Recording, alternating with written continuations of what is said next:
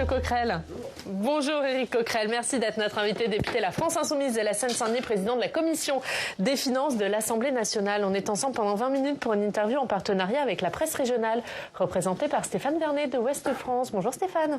Bonjour Oriane, Éric Coquerel, bonjour. Bonjour. Éric Coquerel, on va évidemment longuement parler du budget. Avant de parler du fond et des mesures, est-ce que vous pensez que le budget sera mis au vote des députés dans les temps impartis? Non. Ça y est, c'est acté, il n'y aura pas de vote. En tout cas, les temps impartis qui étaient prévus pour la partie 1 recette, c'était demain. Donc ça, c'est sûr. Et moi, j'ai une grande... Alors, pour l'ensemble du budget dans les temps impartis des 40 jours réservés à l'Assemblée nationale, c'est non.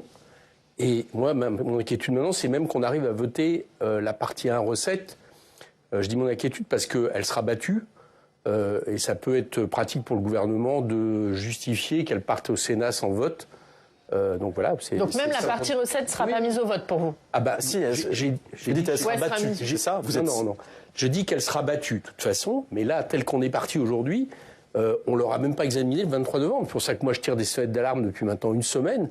Alors, il faut rappeler déjà quelque chose, que j'entends beaucoup, les débats s'enlisent à l'Assemblée. Mais rappelons quand même que tout est parti avec 2 semaines de retard du fait du gouvernement, par rapport même aux dates, normalement, de la loi organique. Alors, le Conseil constitutionnel, l'an dernier, avec le même problème, a estimé que, bon, ça allait. On se demande bien pourquoi, d'ailleurs, ces dates, maintenant, sont dans la Constitution, puisqu'on n'a plus rien à faire. Mais on est parti avec 2 semaines de retard. C'est vrai qu'en plus, on a un nombre d'amendements... anormal, j'allais dire, de la part des groupes gouvernementaux. En général, c'est pas eux qui en déposent le plus, là, c'est eux qui en ont déposé le plus. Et puis, vendredi... Vous pensez que c'est une stratégie? Bah écoutez, moi je constate simplement qu'on va très lentement. Il y a eu des suspensions de séances sans arrêt vendredi, demandées par le gouvernement. Enfin bon, on va très lentement. Alors on nous dit c'est pas pour atteindre les 70 jours. Vous savez, les 70 jours qui permettraient au gouvernement d'appliquer l'article 47 qui permet de faire des ordonnances sans vote, bon, et qui rétablit le texte initial. Enfin, bon, on a tout l'air quand même. Donc moi, je tire la sonnette d'alarme. Là, ce matin, à l'Assemblée, je vais proposer maintenant qu'on réduise le temps de défense des amendements. C'est pas terrible pour les députés, mais moi, ma grande crainte, c'est qu'on n'arrive même pas à la partie 1 recette. Pourquoi? Pour notamment faire la démonstration on va battre ce budget. Ça, c'est absolument certain. Vous avez un certain nombre de députés qui pourraient aussi prendre l'initiative de retirer leurs propres amendements. Ça a été fait. C'est-à-dire qu'on l'a demandé. C'est plus possible aujourd'hui? Est-ce qu'il en reste 2000 à examiner? Oui, mais alors déjà, il y a eu un effort fait par plusieurs groupes. Déjà, il y a plus des groupes qui, rendons-leur ce qu'ils ont fait, c'est-à-dire le Parti socialiste et l'Assemblée nationale. On avait fixé des cibles avec le rapporteur général, ils les avaient atteints. Depuis, France Insoumise en a enlevé, les Républicains en ont enlevé un peu, mais il en reste énormément. Donc on pourrait en enlever encore, vous avez raison. On pourrait réduire les défenses et puis essayer d'avoir peut-être une présidence plus active. Mais surtout, il faut que le gouvernement arrête aussi de gagner du temps. Les ministres prennent beaucoup de temps pour répondre. Enfin bon, voilà, moi je pense qu'ils jouent la montre. Voilà, mon avis, c'est qu'ils jouent la montre. C'est votre certitude, c'est votre conviction. Ouais, c'est ma conviction. Je pense que ce gouvernement a 2 façons de faire passer le budget, soit par ordonnance, soit la loi spéciale. Voilà, aujourd'hui, parce que le budget sera battu à la fin. Donc je crois que c'est les 2 options qu'il a en tête et pour l'instant, c'est ces 2 ceintures de sécurité, il en joue. Si l'examen de l'ensemble des amendements ou des articles qui restent n'est pas terminé d'ici demain 15h, parce que le vote de la première partie, ça devait être demain 15h, c'est bien ça? Oui. Et demain 15h... Donc ça va reprendre après le 12 novembre. On va passer au projet de loi de finances de la sécurité sociale et ça va reprendre après le 12 novembre. Bon, moi j'espérais qu'on finisse vers le 15-16, mais là, on n'a pas accéléré. Là, vous dites même le 23, ça c'est... Vendredi, on était à, je ne vais pas rentrer dans les détails, mais enfin, on était à 8 amendements heure. Il faudrait qu'on soit à 20 amendements heure depuis des jours. Il y a le problème. Qu'est-ce qui fait que vous avez la certitude aujourd'hui que le budget sera battu à la fin? De toute façon, il n'y a pas de majorité pour... Parce qu'en fait, si vous voulez, il n'y a aucune majorité. Alors déjà, il n'y a pas de majorité, ce gouvernement n'a pas de majorité. D'ailleurs, ce qu'a reconnu l'autre jour Monsieur Le Cornu, ce qui est bizarre, on est quand même dans un pays où depuis un an, on a des gouvernements qui n'ont pas de majorité, ils sont même minoritaires. Mais il n'y a pas de compromis possible sur le budget entre les différentes forces politiques à l'Assemblée et au Sénat? Non, il n'y a pas de compromis possible parce qu'en réalité, ce qu'on veut continuer à imposer, c'est un budget macroniste. Alors on veut, en gros, leur idée, je résume, on passe, leur compromis pour eux, c'est de dire, on passe l'avant-garde, on passe le gros de la troupe, et puis l'arrière-garde, on peut réformer ce budget à la marge. Bon, ça c'est pas possible. Ce budget globalement ne va pas parce qu'il continue à exonérer, et on l'a vu vendredi, les ultra-riches de l'effort qu'ils doivent consentir, qui est simplement de payer les impôts normaux, comme le payent la plupart des gens dans ce pays, et puis d'un autre côté, de faire peser les dépenses, la baisse des dépenses, les efforts sur l'ensemble des Français. Ça, c'est pas bon, c'est de l'injustice, mais en plus, d'un point de vue économique, c'est un effet récessif sur l'économie au moment où notre économie va mal, notamment en termes de consommation intérieure. Donc ça, ce budget, il essaie de garder cette structure. Donc, si vous voulez, le gouvernement... D'ailleurs, le compromis qui aurait été possible, c'est que M. Macron, il y a un an, appelle ceux qui avaient gagné les élections et non pas les minoritaires comme il le fait depuis. Mais là, vous pensez, parce que Sébastien Lecornu, il était présent vendredi dans l'hémicycle, il discute avec les différents groupes parlementaires qu'il va encore recevoir aujourd'hui. Il discute notamment avec les socialistes. Vous pensez que c'est pas possible pour lui de réussir à la fois à rassurer son camp et à obtenir l'abstention du Parti socialiste? Alors... plusieurs questions. Bon, d'abord, ce qui s'est passé vendredi, c'est assez intéressant quand même, parce que tout le monde disait c'est le money time. C'est comme ça que les socialistes l'avaient appelé. Ils étaient prêts à des compromis. C'est-à-dire, en gros, il y a la taxe Zuckman. Ça, tout le monde savait que le gouvernement serait contre. Et en plus, le RN est contre parce qu'il est contre toucher les patrimoines des ultra-riches, lui aussi. Donc, après, il y avait l'idée de dire, bon, on est prêt à des solutions dégradées. Bien, le gouvernement, le seul compromis qu'il a trouvé vendredi, il faut quand même le dire, c'est avec M. Wauquiez. C'est pas avec M. Faure. Il a passé la matinée à discuter avec M. Wauquiez pour affaiblir l'article 3 qui est une taxe sur les holdings. Bien. Donc c'est ça la réponse qui a été donnée. Alors maintenant, est-ce que... Oui, manifestement, il veut continuer à imaginer qu'il y a une négociation possible. Il a fait un truc extraordinaire vendredi. Il faut vraiment être les socialistes pour mordre un hameçon. Il a proposé comme concession ce qui était déjà en train d'être battu sur le projet de loi de finances de la sécurité sociale en commission. C'est-à-dire il a donné quelque chose qu'il n'avait plus, c'est-à-dire le gel des retraites, le gel des minima sociaux. Alors les socialistes ont dit « Ah super, on a gagné ça », mais en fait en réalité c'était déjà battu. Bon, alors ils ont un bon public avec les socialistes qui manifestement veulent absolument trouver un compromis. Est-ce que ça va permettre d'aller jusqu'au bout ? Moi, j'en doute, peut-être sur le projet de loi de finances de la sécurité sociale, puisque les socialistes l'ont voté avec des horreurs à l'Assemblée. C'est la seule opposition qui, en commission à l'Assemblée nationale, avant que le texte vienne cette semaine en séance, a voté une partie de ce budget qui entérine la retraite à 64 ans, qui sanctionne les soignants, les établissements. Qui suspend la réforme des retraites. Non, qu'il décale. Il ne le suspend pas, justement. Il le décale. Et M. Macron a bien dit que c'était juste un décalage. C'est-à-dire qu'on entérine qu'à partir de...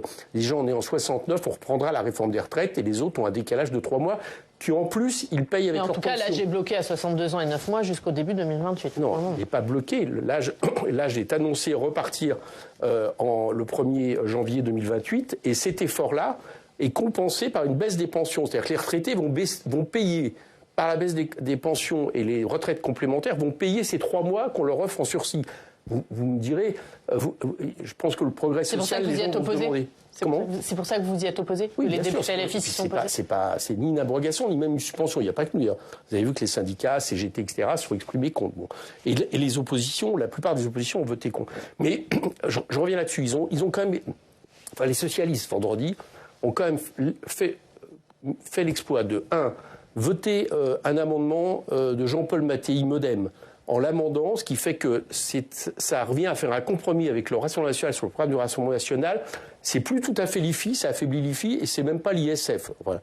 C'est l'impôt sur la fortune. Voilà, ce que la ministre Monchalin a appelé un objet hybride, voilà, qui est inférieur aujourd'hui à l'IFI existant sur l'immobilier et qui n'est qu'un ISF modéré. Après, ils ont réussi l'exploit, je vous le dis, de voter ce projet de loi de finances de la sécurité sociale avec plein d'horreurs dedans, diminution des indemnisations des maladies longue durée, gel, adoption, limitation des arrêts de travail prescrits à 15 jours, enfin plein de choses. Il n'est pas encore discuté en séance, il peut être modifié en séance. D'accord, oui, d'accord, mais ce qui m'intéresse, c'est qu'en commission, ils ont quand même voté cet ensemble de choses pour dire qu'ils votent le PLFSS. Donc, je ne sais pas jusqu'où ils vont aller. Je ne sais plus où ils habitent, les socialistes, réellement. Et je pense que tous les groupes... Pourquoi ils sont plus à gauche?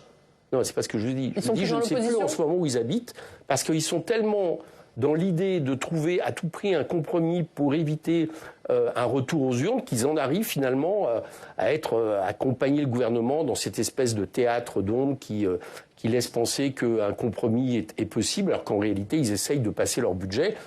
Ouais, et ils disent aussi, si on n'essaye pas soit par ordonnance, soit par loi spéciale, soit même en espérant que les socialistes, finalement, votent pour le projet de loi de finances de la sécurité sociale et permettent de passer. Ça, c'est possible. Et le budget pourrait passer si les votes des socialistes... Alors, ma conviction, c'est que le gouvernement vise à essayer de faire passer le projet de loi de finances de la sécurité sociale dans lequel il y a les pires des horreurs et dans lequel il y a le plus de baisse de dépenses. Là, le vote des socialistes peut l'encourager à ça, c'est-à-dire qu'il essaye ça. Et puis... parallèlement, je pense qu'il a compris qu'il ne passerait pas le projet de loi de finances, ça c'est à mon avis dans sa tête, et donc je vous dis, il va soit tenter la loi spéciale, c'est-à-dire être battu, mais imposer le budget de l'an dernier qui sera une espèce d'année blanche, et soit jouer les ordonnances. Ça, moi, je pense qu'il a ça en tête. Et il peut le jouer aussi sur le PLFSS. Voilà un peu la manière dont il avance. Et donc, pour tout ça, pour revenir au début de la discussion, il faut gagner du temps. Il faut être très lent. Faut laisser du temps au temps, mais pas de la bonne manière, vous voyez ce que je veux dire? Mais un budget adopté par ordonnance, en fait, ce serait pire que passer par le 49.3 aujourd'hui. Bien sûr. On reviendrait au texte initial, il n'y a plus de compromis, il n'y a plus rien, il n'y a plus de négociation. C'est le pire des 49.3. C'est le texte initial. Bien sûr. Dans ce cas-là, votre réaction à vous, ce serait de alors nous, ça serait, alors je vous le dis, nous, ça va être, si on voit arriver tout ça, nous, on va déposer une motion de censure. C'est clair. Entre fin novembre, mi-décembre, on va essayer d'éviter le pire. Et celle-là, elle serait votée? Justement, la question, il faut la poser aux socialistes. Parce que c'est là-dessus que mise le gouvernement, c'est d'espérer que les socialistes ne votent pas cette motion de censure. Et donc tout ça, tout cet enrobage cadeau qui prend des vessies pour des lanternes, qui propose comme concession déjà des choses qui ont été adoptées pour l'Assemblée avec les socialistes qui disent « Ah, on les a obtenues », tout ça, à mon avis, participe à ça. Mais ceux qui veulent éviter très clairement que le PLFSS et le PLF passe, que ça soit par ordonnance, loi spéciale ou même adopté, à un moment donné, il faudra censurer, sinon on n'y arrivera pas. Vous n'attendez rien du Sénat dans les examens des textes budgétaires est-ce qu'il y a des avancées qui peuvent être proposées par les sénateurs? Ils vont aggraver le texte. Ils vont aggraver le texte, oui. Mais ils ne peuvent pas l'améliorer ou peuvent pas le... Mais vous pensez qu'en commission... Il n'y a qu'une chose qu'ils vont faire, de la même manière que ce qui a été à l'Assemblée, je le sais parce que les Républicains l'ont fait, donc je sais qui est majoritaire au Sénat. Je pense que comme à l'Assemblée, ce qui est gel des pensions de retraite, gel des minima sociaux va être enlevé. Je pense aussi que tout ce qui était l'exonération de certaines niches fiscales qu'on a battues à l'Assemblée en commission, qui va être à nouveau battue là, c'est-à-dire sur les maires, sera battue. Je pense que l'indexation, la non-indexation revenu sera battue, ça on le sait. Mais en dehors de ça, par contre, on nous annonce, je pense que ce texte sera dur en commission. Et ça, on ne l'a pas encore examiné en séance, sur, par exemple, les étrangers, avec une remise en cause de l'AME, sur la taxe sur le logement social. Il y a eu des amendements qui ont été proposés par M. Kasbarian, absolument terribles, qui prennent des centaines de millions d'euros aux bailleurs sociaux, etc., etc. Ça, je pense qu'on va avoir des choses assez graves qui vont venir du Sénat. Mais vous pensez à un compromis possible en commission mixte paritaire ou pas du tout? Écoutez, vu la situation aujourd'hui entre les Républicains qui votent contre le texte et le socle commun, je ne sais pas très bien comment ils vont s'entendre.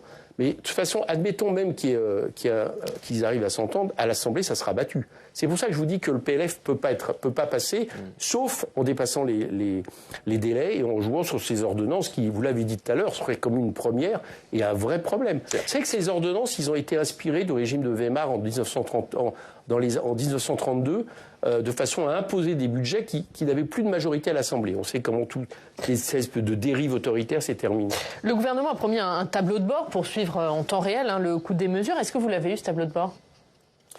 Non, on l'a pas eu. Alors il y a un tableau de bord qui a été sorti par le rapporteur général, mais qui est vraiment à la louche, qui exclut certaines taxes qu'on a imposées. Par exemple, moi, j'ai proposé une taxe sur les multinationales qui rapporte 26 milliards. Elle n'est pas dedans. Alors, le gouvernement... Parce que Philippe Juvin, il dit que ça rapporte zéro, lui. Oui, mais je vous dis, toutes les taxes ont été... Quel rapporteur général? Il y a une taxe sur les rachats d'actions, elle est exclue. La taxe sur les multinationales, elle est exclue. La taxe sur les superdividendes est exclue. Alors, à ce compte-là, effectivement, ça rapporte zéro. En réalité, si on intègre toutes ces taxes, on a voté pour 35 à 40 milliards de recettes en plus. Ça, c'est la réalité. Et le gouvernement, un jour, nous dit c'est pas légal, puis le lendemain, il la compte. Bon, vous voyez... Donc vous n'y croyez pas à ce tableau de bord? C'est pas que j'y crois pas, c'est que ce gouvernement fera en sorte qu'à la fin, ça ne soit pas dans le budget. Je vous le dis. Quitte, et je pense qu'il préférera se faire battre sur le budget, il préférera essayer d'avoir une loi spéciale plutôt que d'entériner des choses sur lesquelles il est radicalement désaccord, puisque ça attaque ceux qu'il a protégés depuis 2017, c'est-à-dire les ultra-riches. Sébastien Lecornu, il avait un objectif de 4,7% du déficit. Avec ce budget, il laissait aux députés une marge de manœuvre pour aller jusqu'à 5. Avec le budget tel qu'il est aujourd'hui, vous estimez à combien l'objectif du déficit? Là, je ne peux pas vous dire. On n'a pas fini la discussion. Par exemple, si vous entérinez les taxes qu'on a fait voter, 35 milliards, on l'a descendu, le déficit.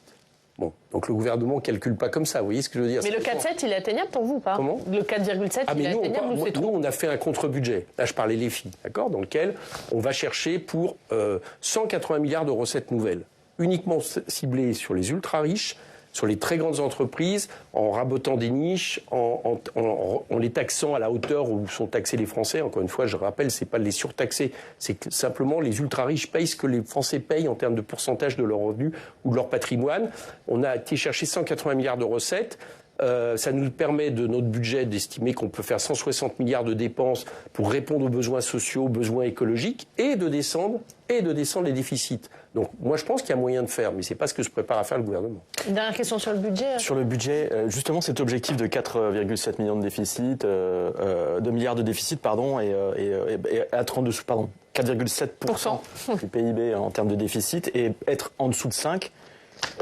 L'année prochaine, ça plaide pour les ordonnances à la fin de l'histoire et pas la loi spéciale. Parce que la loi spéciale reconduirait le budget l'année dernière.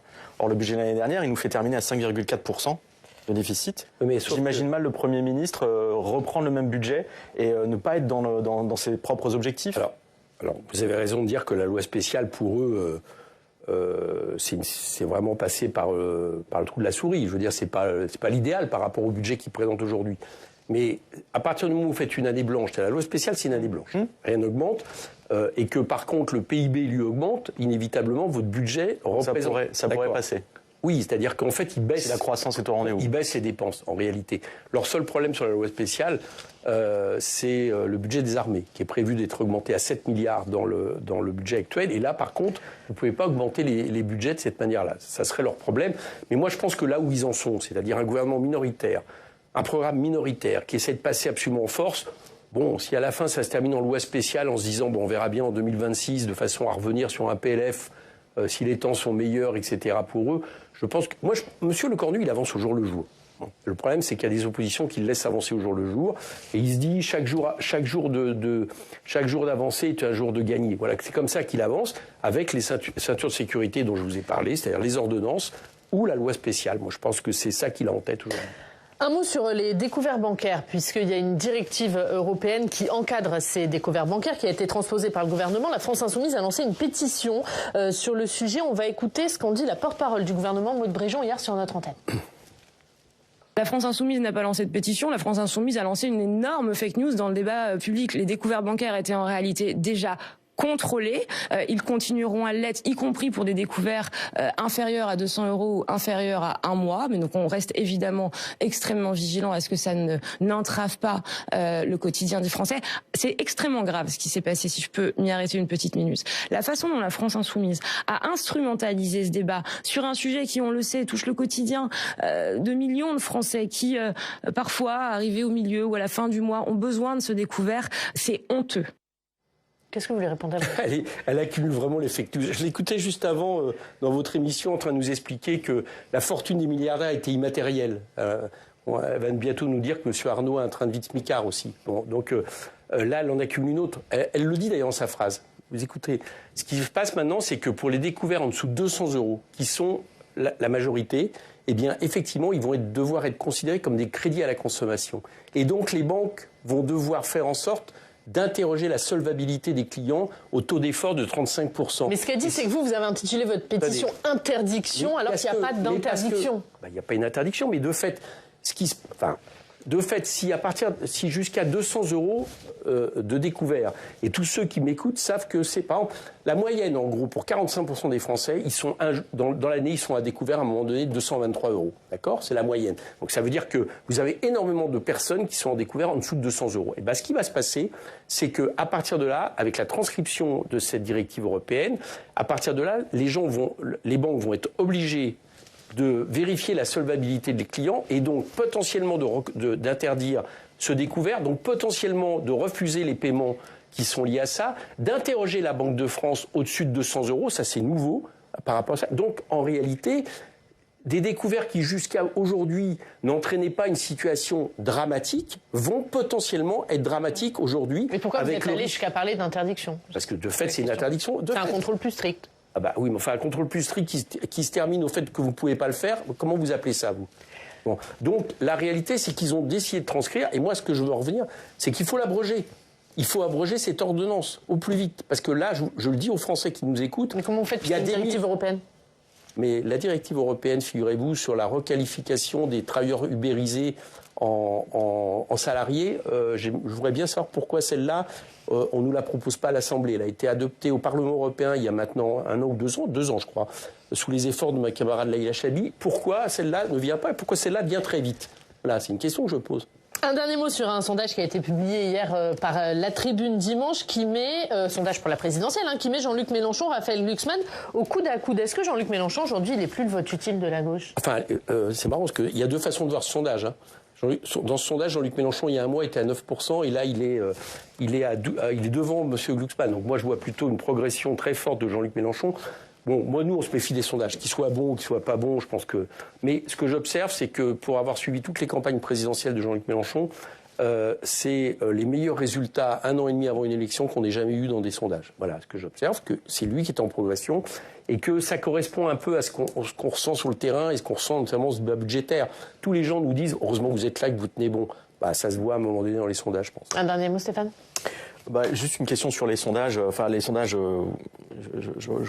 j'entends vos prévenances par rapport aux sondages, mais vous avez Pascal Perrineau qui a fait une conférence à Sciences Po dans laquelle il prend différentes données et qui explique que Jean-Luc Mélenchon ne peut pas gagner la présidentielle si en 2027. le dit. Et il a tort? Écoutez, jusqu'au le 2e tour des élections, c'était le 7 juillet, législatif, c'est ça? Non? Ouais. Jusqu'à 19h55, le RN était en tête dans les sondages. Qu'est-ce qui s'est passé dans les urnes? C'était des législatives, c'était pas une présidentielle.